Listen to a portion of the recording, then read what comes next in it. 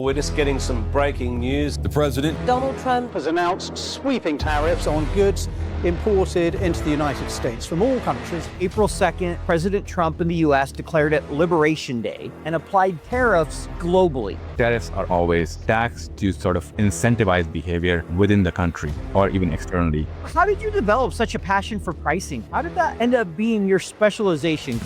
Karan Sood, widely known as the Pricing Guy, is a leading voice in global pricing strategy. Over the past decade, he's managed pricing and revenue for over $6 billion across diverse industries. Through his work and popular newsletter, he's helping companies turn pricing into a true competitive edge. He's passionate about helping businesses move beyond guesswork and start using pricing as a powerful lever for growth, profit, and performance. It's so fascinating to me how one thing somebody does upset the entire apple cart and everybody has to scramble. There's going to be painful decisions you will have to make in this if you are deeply impacted by it. What are you advising companies to do, and how should they start thinking about this? Figure out how much are you really impacted, because that's not an easy question to answer. Any advice from your perspective or thoughts of how we as consumers should think about all this? One last thing I would say is we want to thank this week's title sponsor, the FP&A Hub. The FP&A Hub is the premier FP&A community. It's where you can go and learn from your fellow FP&A professionals. With over 1,000 people in the community, you can get answers to the questions you have. Join us for free today at thefpahub.com. Again, that's the thefpahub.com. Join us today. Hello, everyone. Welcome to the special podcast episode. This episode is going to be released on all three shows, FP&A Tomorrow, Financial Modelers Corner, and Future Finance, because we're discussing a topic that I believe is topical and very important for every finance professional today. It's something we're all dealing with, we're all scrambling to try to figure out, and that's tariffs. As many people know, April 2nd, President Trump in the U.S. declared it Liberation Day and applied tariffs pretty much globally. Some of those have now been put on hold for 90 days. Some have even been increased, but we're just seeing a ton of volatility in the market and everybody trying to get a handle on that. So I've brought in a friend of mine, global pricing expert who's been doing a lot of work around tariffs, Karan Sood. Karan, thanks for joining me. thanks for having me. Always a pleasure. Yeah, really excited to have you. So I'll give a little bit about Karan's background, and then we'll jump into things. So Karan is a global pricing expert who today works as the director of sales operations. And this is what he has to say about pricing in his own words from LinkedIn. I really like this. He goes, most companies make pricing an afterthought. Most companies are also never able to use pricing as the superpower it actually is. He's had the privilege of overseeing revenue management for over $6 billion in revenue across a diverse range of industries over the past decade. Through this experience, he's gained a deep understanding of the critical role that pricing plays in business success. He is passionate about sharing his expertise and insights to help organizations harness the power of pricing strategies to improve profitability and overall performance. So, first question I want to ask you here. I know you love talking about pricing. I even noticed you called yourself the Pricing Guy on your LinkedIn profile. So we have the FP&A Guy and the Pricing Guy.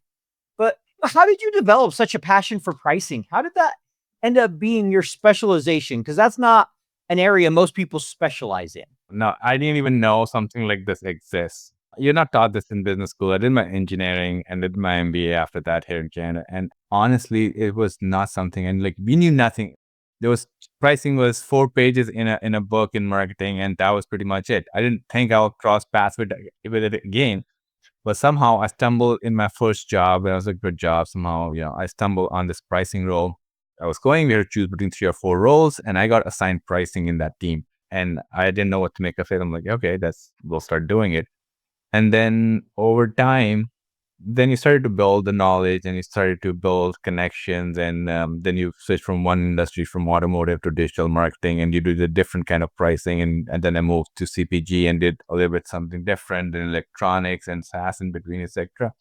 Then I started to do all this all around thing, this personality around pricing, where like if someone had a pricing question, because I'd been around so many different models and so many different industries, and I probably have seen almost everything you could throw at me from a pricing point of view, from exec pushback to buy-in to creating models to creating pricing design and financial analysis and so on and so forth. So it just became a thing where I'm like, okay, it's something I was getting good at. And then it started to become this niche. And then when I realized that there are people who want to listen to more about this and want to learn more of it, then I started to be more vocal around this in the pricing community.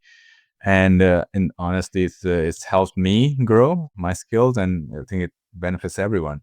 But it's pretty much been, and once I realized that you can actually make hard dollars for companies doing this and being more creative with it, I think it benefits as well. So it's then you can measure your impact directly. Like, hey, you did this, you created this strategy, and it made so much money. So it's easier to buy into this pricing vertical for me, at least internally.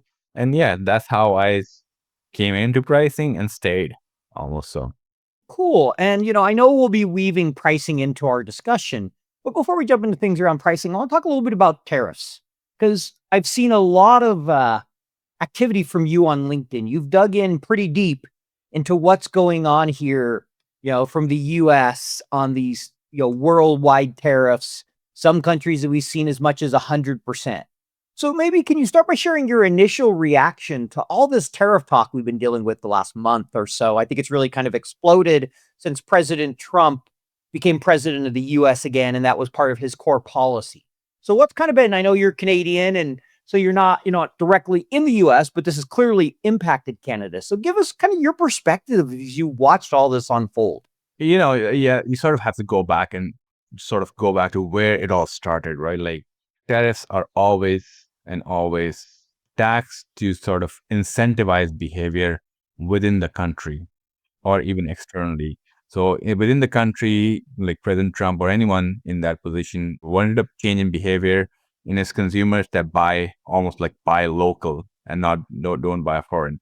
And that's the real incentive. And you can position that as the protectionism or patriotism or whatever you want to position it as, but it sort of is for that behavior.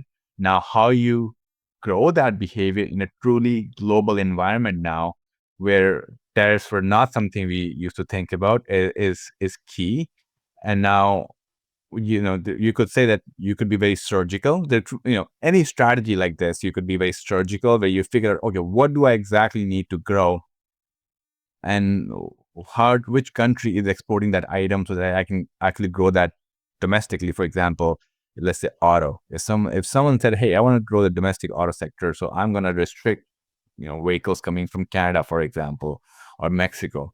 That would be a more surgical thing. And that was the first phase of these tariffs, were like very surgical, like lumber and auto and steel and aluminum, which very targeted to certain countries, very targeted to certain geos and industries. So it made sense that, okay, you're adding this. Now, obviously, the impact of that is going to be that prices are going to go up, depending on how much tariffs are. Like, there's an expectation that when the tariffs come into play, the prices are going to go up. Sometimes there's not enough margin in the entire value chain to absorb a 25% increase in cost. Sometimes distributors are working with 4%. There's manufacturers working with 10%, and especially in commodities, like, which are easily replaceable. Margins are razor thin sometimes. So they get passed down to the consumer. But then from that very surgical phase, we quickly went into this phase where it was like a blanket across the board tariffs across so many countries based on a form. So when it first came out, when President Trump came out onto the is it the Rose Garden with a big shirt? Yeah, the big board that he had when he celebrated Liberation Day. I was on vacation when all this happened. Yeah, so I saw that. Then I went on the Department of Trade website, and you saw the formula that was used.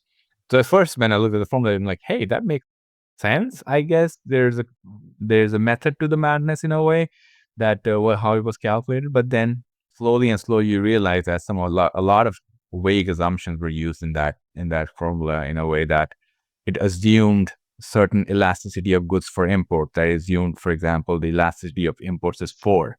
It basically means that a 10% tariff will decrease demand by 40% almost. But they also, in the same formula, assumed that only a quarter of the tariff cost will be passed on to the consumers, so that that elasticity and that pass through sort of cancel each other. They said, okay, this cancels this. So there's no net impact. And then the formula is basically trade deficit divided by the imports, which basically is how much surplus are you sending us versus our imports, and then just calculate a tariff based on that. So, I mean, if someone was doing it right, and if that formula held its weight, you would use the right assumption. They use the assumption that only a quarter of the tariff cost will be passed to the consumer, which in actuality is not correct. Most companies will pass on the entire cost to the consumers. In fact, the people who sort of wrote the research for it originally said that 90 to 95% of the cost will be passed to the consumers versus the expectations in US, which were like 25%. And that's the reason everyone is working overnight since the last week, trying to figure out what is the tariff, how much it is, who do we pass it to, how much can we absorb, how much runway we have. So I think everyone's trying to figure out the same thing right now. I would agree with you, right? Everybody's trying to figure out, okay, what does it mean for my business? What's the runway? What's the short term, the long term? How much can I absorb? How much can I pass on to the customer? Because it's going to be different for different products, right? If we are importing pretty much 100% of that product, you better believe it's going to be close to 100% price increase. But if we produce quite a bit inside, then the other ones are like, well, we can't pass as much on to the customer, or they're not going to buy us anymore unless there's demand for it, or if it's a luxury good. So, as I think about this, I think almost every business is slightly different assumptions, even though with this tariff, they used the same assumptions across the board with all these commodities, which to me, and correct me if I'm wrong, from what you're saying, that seems really flawed. Like there just seems some assumptions here that are really hard to support on a massive level and say this is going to happen, right? Is that what I'm hearing from you? And you're absolutely right that every industry is different, for example. And you also need, every industry is different, and you need to have the extra demand inside the country. For example, lumber, for example. If US does not have enough supply of lumber internally, then there's no amount of not tax. Like even if you put the tariffs on and you try and people to buy domestically, what happens is there's just more people chasing less domestic goods again. And then what that does, it raises the price of those domestic goods again, because they're more dearer in a way. So that sort of has that knockoff inflationary impact on prices that is coming from tariffs, and also just from organic demand for those same products internally. So every product is different. And you said, and also you pointed out, like luxury goods. And luxury goods are very, very tariff and inflation independent. You'll see that even during the pandemic, some of the biggest runners and the best industries to be in was like top end luxury. And that's why even I can't remember his name. The richest guy in the world for a little bit of time was the French, retailer of high-end brands. I think it's Louis Vuitton, the owner of Louis Vuitton and all those brands. So it's because these are very inflation resistant. So for them, a 10% really doesn't matter. If you're gonna buy a $500,000 yacht, like another 50K is not gonna break the bank. But if you're gonna be buying a $6,000 iPhone, and if certainly that's got the 85% tariff on it, that becomes meaningful from 1,000 to 1,500 or 1,600, and that's where the math starts to break out for a lot of consumers. For a lot of companies selling, a lot of consumers is, do I need this? Then for the sellers, it's like, hey, what percentage can the manufacturer absorb? What percentage the middleman absorbs, and what percentage the actual retailer absorbs. And I think this is the math everyone is trying to figure out right now. So if you are in a finance team or in a pricing team, I think this is, in my thinking, at least, your Super Bowl in a way. And you're trying to basically figure out with the sales team and your supply chain team and your finance teams as to, hey, what is the breaking point? And I think the breaking point has been reached. Like when for most industries, no one has 104% margin on, you can't have it technically, but also no one has that high of a margin on their products where a tariff as high as 100% or 150 or 180% can be absorbed. So the model is already broken now, and every company has likely already made a decision. Now the question is, when are they going to start acting on it? Because the analysis is the same, whether it's 100% tariff or 120% tariffs or 54% tariffs, I think now, as of an hour or 2 hours ago. So, it's I think the decisions are made already, I feel like. Yeah, and agree with you, right? I know US with China, the 104% that you mentioned on the goods there, that there has to be a price increase for goods coming from China. Yes, I know they want to get some production back in the US, but that's not an overnight thing for most of the stuff we get from China, as an example, in the US, or, take whatever countries it is. So what are you advising kind of companies to do to help manage these tariffs? I get what the US is trying to accomplish. They're saying, hey, look, we want more domestic production. We want to protect our industries. We want to bring back some manufacturing. Long term, we'll see how that plays out. But in the short term, what are you advising, kind of companies to do, and how should they start thinking about this? Obviously, they should have already been thinking about it. But if they haven't done much yet, what would you tell them? FP&A Guy here. Today, I'm super excited to talk to you about the FP&A Hub community, the online community that you can go to get answers. Early in my career, I wish I had a place I could have went to where I didn't have to talk to somebody in the company, go to my boss again, or Google, that I knew I could get answers from. That's what you can get at the FP&A Hub. You can make friends, you can learn from others, you can attend events, put discussions and posts out there. You don't have to worry about all the selling and cheat sheets and stuff you get on LinkedIn. This is real conversations by real FP&A professionals. We have over 1,100 people in the community, and it's absolutely free. That's the best thing. So please go ahead and join today, the FPAHub.com.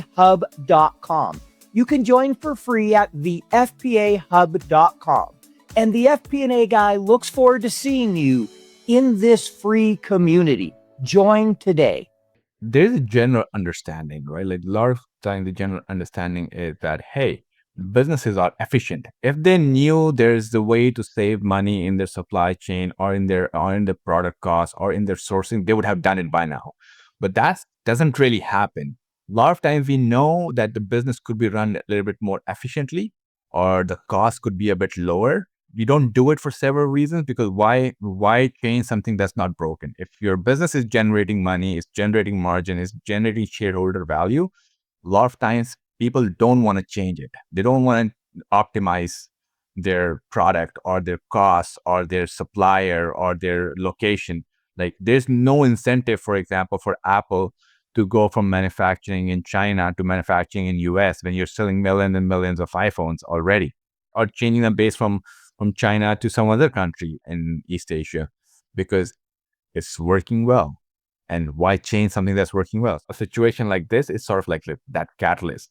So I think my advice, first of all, for most teams, finance and pricing and people in adjacent sort of skills and and departments, is that I think now is the time to assess everything. What cost impacts are you going to have? Because I think there's a lot of lack of clarity. And I think right now you have to make sure that your models are flexible versus being agile. A lot of people are like, hey, I want to get the best pricing model and the best price change, etc., out the door now. But guess what? Whatever you tried to push out the door yesterday, start working as of 5 p.m. yesterday, and now it's not going to work 11 a.m. today.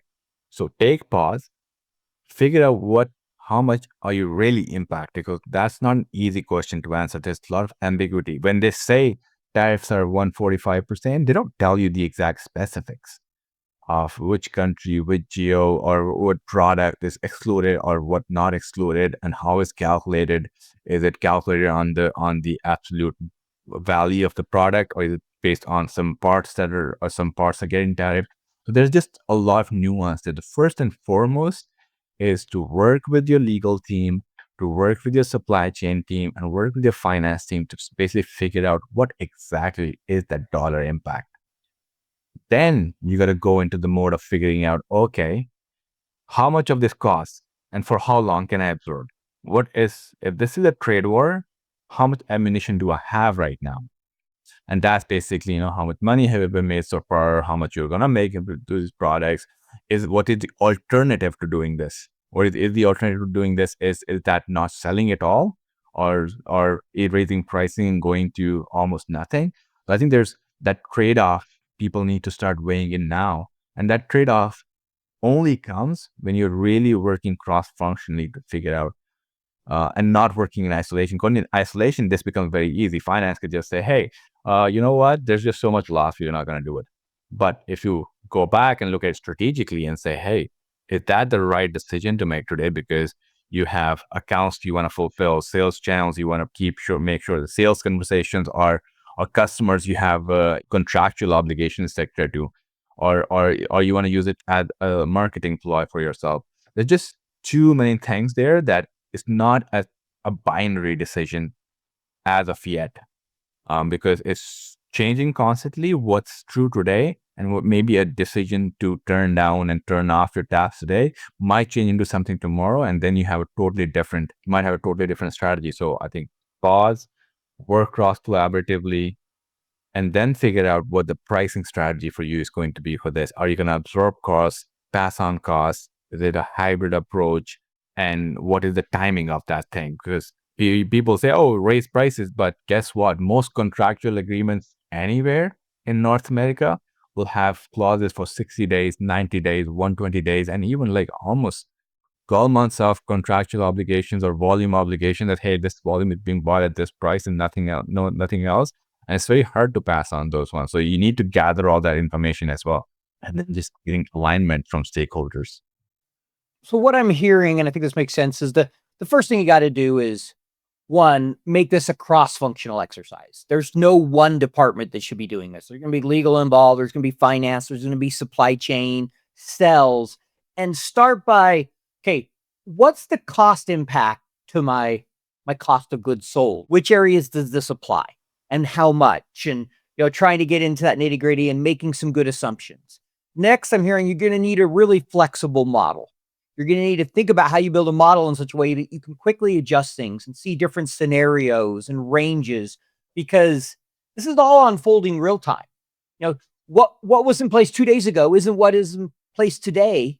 And we'll see what tomorrow is, because every country's managing this different. We have different leaders. This is a global thing. It's not like, hey, we put them in place and we're done. And so if I'm hearing it, to start with those kind of, those things are cross-functionally get everybody together, dig through and understand this, have a flexible model, understand your runway. How much inventory do you have?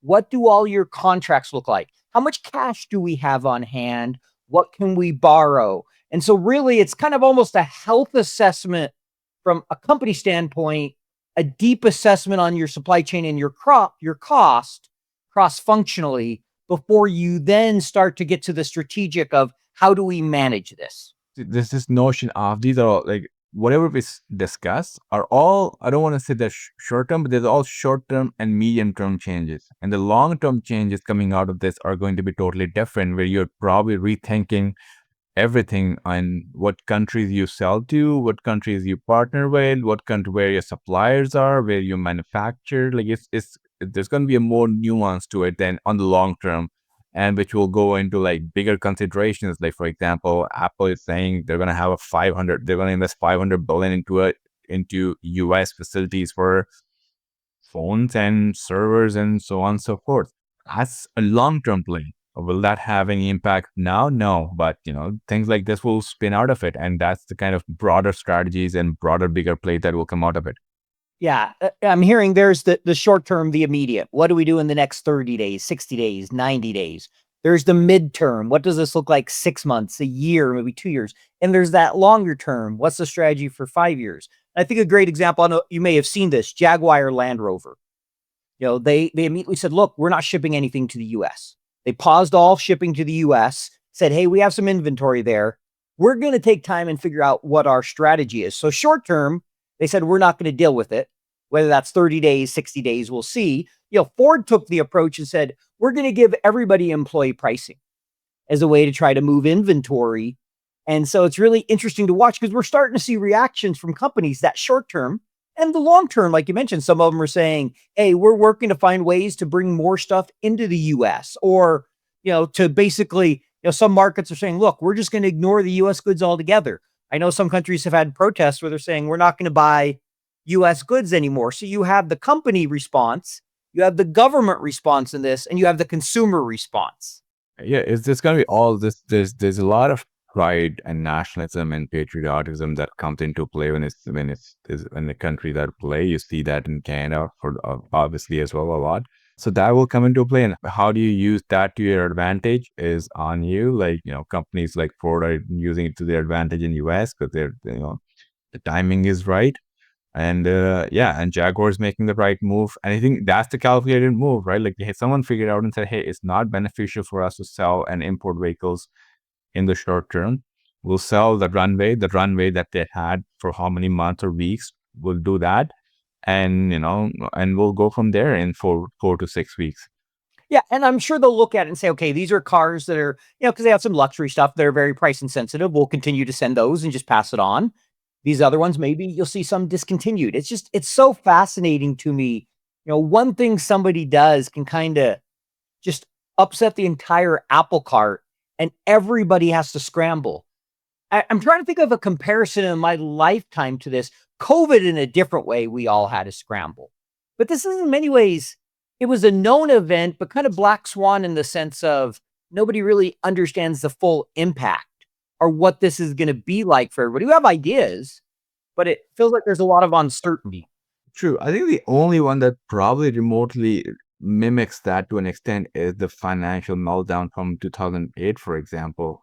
That's like where people didn't know, they knew, okay, so markets are responding this way, or oh, the bigger banks are going bankrupt, but they didn't realize the scope of the amount of impact it has on the housing market and the job market in years to come, and people's pensions and so on and so forth. So I think that's probably the only other comparison I can think of in terms of the scale of how it's impacting people, and it will continue to do so. And you see, you see it in the stock market again today. So it's Yeah, and how do you think companies come out of this as a winner from a pricing perspective? What's your view on kind of the smart way to pass these prices on? Because there's a lot of different ways to message it, to choose how much to price. I mean, if you were advising a company and you could pick an industry, kind of walk me through how you would think about the actual, doing those price increases in a way that, puts you in the best position kind of moving forward. Yeah, I think it comes down to figuring out what your pricing power is in generally. And I think if I were putting a framework, I would say, hey, what's your pricing power and who's your competitor, or the level of competition you see in this industry. So if you are in a unique industry that's making something unique, and it may be iPhones or whatever, that you have really good pricing power. For example, Apple and Samsung and these guys have really good pricing power, and they're in a very unique situation. There's only like a handful of manufacturers. So guess what? For them, it's going to be an easy decision when it comes to tariff. I say, hey, we're going to pass the tariff cost to the consumer to the point that it can bear. Now, what it can bear is something, if you're a pricing and a finance team, there's enough research out there, or you can do research on your own product, which we sometimes pricing and finance teams don't do enough of. Is like, what is the elasticity of this product in a way? I think you will need to test that to really figure out what the next price points are going to be. And so there's that. And then, so the pricing power is a big element of it. Like if you have pricing power, you have some control over your pricing of what you want to do. And if you have no pricing power, if you're easily replaceable, then I think you got to figure out in the next little while what the differentiator is going to be for people to choose you in these times. So for example, if you are just like a more generic car manufacturer, let's say if you are Kia or Hyundai, not that they are generic, they're really good cars, but for example, they will have alternative for those where people can go, oh, okay, you know what, I can just buy the alternative because that's pretty darn good. Ford is pretty darn good, or Chevy is pretty darn good. So I think in those, they really have to figure out what the mechanism they're going to layer on top of this to basically entice people to buy. Is that maybe is something to do with a service plan, or is something to do with where you bundle something on top of it. You got to incentivize. In certain industries, you'll have to incentivize the customer to purchase because that's the only differentiator you have. versus the competitor. So I think if I would take a really long, hard look at what your pricing power is, and if you have pricing power, you gotta pass on the increases as much as you can. And it's almost like, if you're building a model, it's like, hey, what the price needs to be if I was to just pass on the entire tariff to a consumer. If it's like 50%, 60% of the cost, what is the price point based on that? What is the price point based upon what I can do because of contractual limitation? And third is, what can I get away with? And somewhere between those three options is your new magical number where you will probably price higher, sell less. I think we have to work with the reality that you will be selling less for a little bit in between. So you gotta get your war chest ready in terms of like how much your war chest you had to be able to afford it. And then you also got to look at what changes you're gonna make. Are you gonna cut out, if you are like a retail product, are you gonna cut out your promotions? Are you gonna cut out your marketing spend? Are you gonna cut out the headcount? Like, there's gonna be painful decisions you will have to make in this to be able to get out of this if you are deeply impacted by it. And I think those things will need to starting now. FP&A Guy here. Today I want to talk about something that can help you in your career. That's FP&A certificates. We all want ways to stand out and to validate to our employers that we're serious about our profession and that we understand that. A great way to do that is to get a certificate or a credential that demonstrates your ability to do the work. There are several great programs out there in FP&A and financial modeling, and I cover those on my website. I've done an episode on FP&A Tomorrow about them, and I'm doing episodes in the future about all the different programs, bringing in customers to talk about them. So if you're interested in showing your employer that you're serious about FP&A and upgrading your skills, look at an FP&A certificate. There's ones from FPAC, Wharton Online, CFI. FMI offers a great one for advanced financial modeling. There's the FP&A Professionals Institute and others. And I cover all those on my website. So go to the FP&A Guy and check them out. Go to certificates and courses, FP&A certificates. And the best part is, with each of these programs, I have a discount code where you can receive a special discount for taking that program. So check it out today. Level up your skills by earning a certificate or credential to demonstrate your seriousness around FP&A. Makes a lot of sense. A lot of this goes back to Econ 101, so to speak, in the sense of elasticity and understanding your pricing power. And a lot of it is so much about understanding how much ability do I have to pass these costs on. If you have zero ability, then is there anything I can do to differentiate? And what can I take out of the supply chain? If I could pass on 100% with no problem, there's not a huge incentive to be a lot more efficient. You probably should be, just because that's good business, but there's not necessarily an incentive here. So I really like how you're making it very clear that, look, every business is different. There's some similar things you have to do. There's exercises you need to go through, but there's no magic silver bullet here. No. And one last thing I would say is also be transparent with the consumer at this point. I mean, there's two schools of thoughts here. One is that, hey, change the price of the product and let it rip in the market, and consumers will respond accordingly if they see the price point is right or not. And there's another school of thought that says, hey, price of the product is what it is, because what you're really paying higher for is this tariff or levy, this import levy. Then put that as an additional line item so people understand the difference between what was the price of the product and what I am being asked to pay for the import or for various reasons. And then they make a decision. I'm more in the second camp because I feel like you need to give people the transparency in most places that here's the cost that you're absorbing, we are absorbing, or you are paying for this. And then you can, it's better than no transparency at all, because then it's a bit of like, because people know that if prices go up, they rarely come down.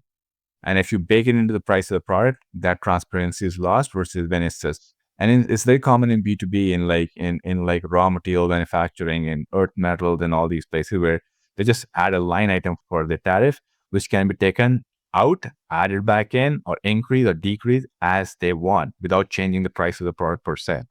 Well, it's like, you look at cars as an example, and there's almost always a destination fee.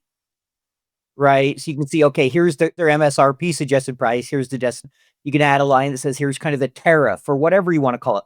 So I tend to agree with you. I do appreciate the transparency. I think that's best for the consumer and it can win you a lot of loyalty. Unfortunately, sometimes people like the lack of transparency because, as you said, when prices go up, they rarely come down. I would expect when these tariffs go away, it's not like we're going to see a decrease in inflation for the amount of the tariffs. Some percentage of that is just going to remain in the price.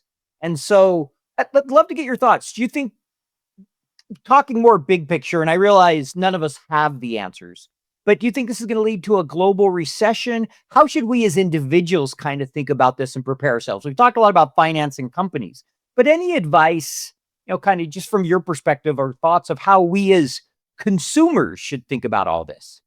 If anyone had a crystal ball to tell where this will lead, I think that would be a very good thing to have. But the thing is, I think there's a lot of unknown. Trade wars do end. Is the end in sight? I'm not sure. At this point, this has become a little bit of a signal and anchoring and show of strength because 150% tariff is more of a signal. It's not a number. No one's going to make money out of it because exports are just going to drop by the same amount in a way. So it's more about signal. And I think there's still a lack of clarity around where this will end. But I think if as a consumer, I mean, you're already seeing the frenzy out there. People know if you're going to need an import product right now, the time to buy it. If you're in a position that's basically where you can afford it, and it's something that people are taking into account. And that's why the electronic sales for iPhones, etc., are booming right now because iPhones become the new toilet paper from COVID. That people are like, okay, this is going to go up in price. So there's all sorts of analysis online on here's how much the price will increase by because of tariffs, etc., and people are just banking on and jumping on an opportunity.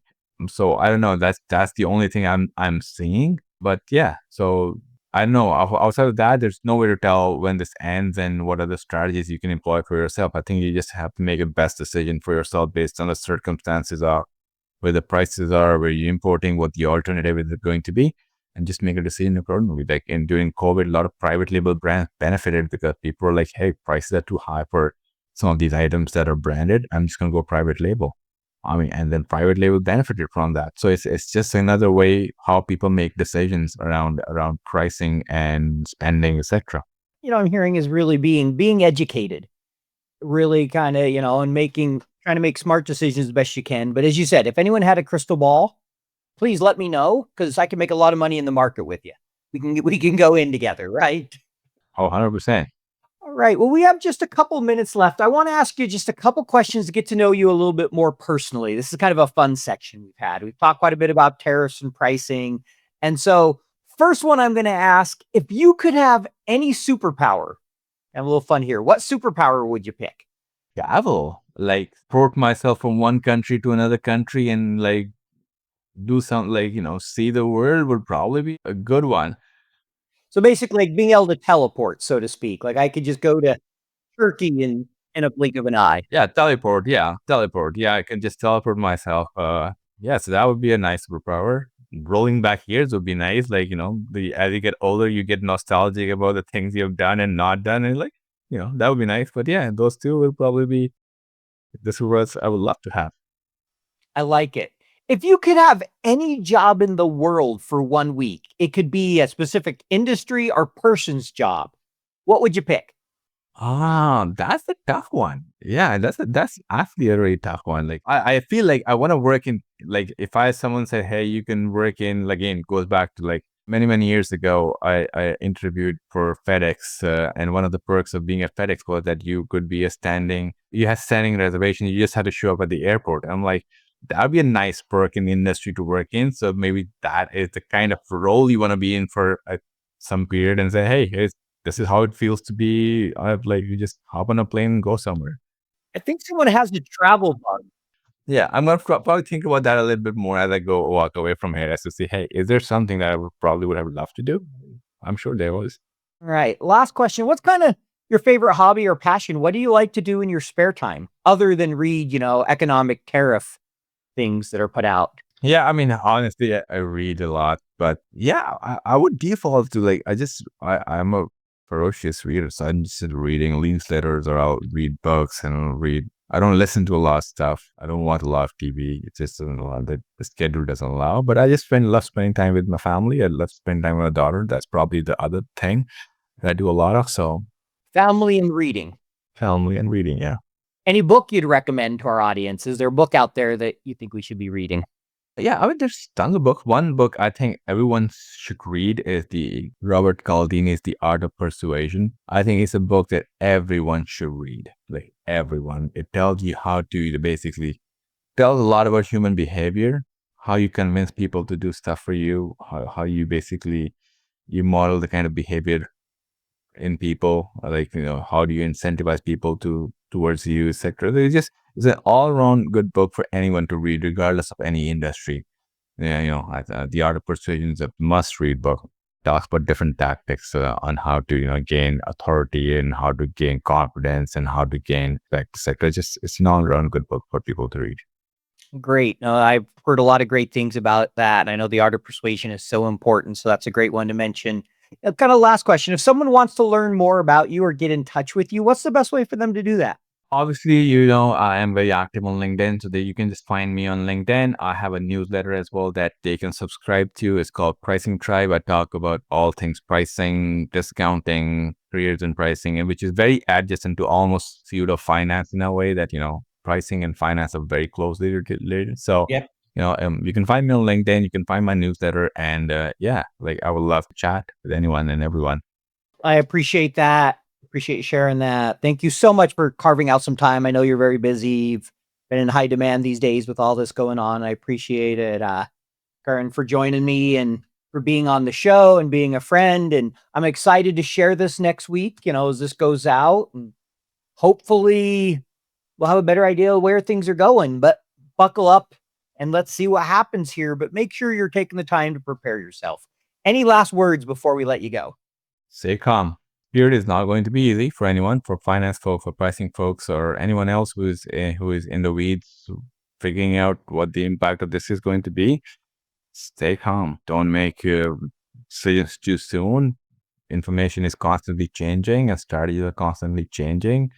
Hold your ground and try to be a cross collaborator. Be that person, like in finance or in pricing, that sort of brings everyone together towards the common goal. And I think this is a moment to shine for a lot of people. Perfect. I really like that. Stay calm. It's an opportunity to shine, and we'll all get through this. This is just like everything else. We get through it. Just work your way through it. Yeah. Well, thank you so much for joining me, and you have a great rest of your day. Thanks for having me. It's always a pleasure, Paul. Thanks. Thanks for listening to FP&A Tomorrow. If you enjoyed the show, please leave us a 5-star rating and a review on your podcast platform of choice. This allows us to continue to bring you great guests from around the globe. As a reminder, you can earn CPE credit by going to earmarkcpe.com, downloading the app, taking a short quiz, and getting your CPE certificate. To earn continuing education credits for the FPAC certification, take the quiz on Earmark and contact me, the show host, for further details.